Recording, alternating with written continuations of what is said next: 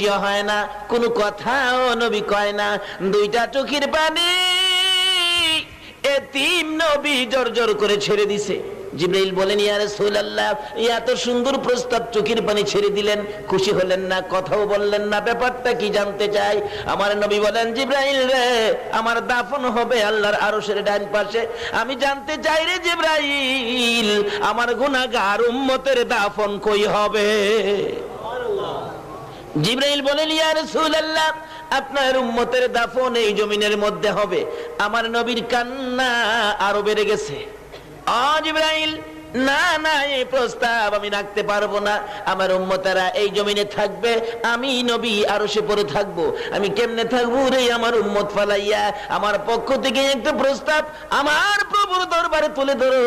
আমার গুনাহগার উম্মতেরা যদি এই জমিনে থাকে, আমি নবী আরশে যাব না, আমি আমার উম্মতের পাশে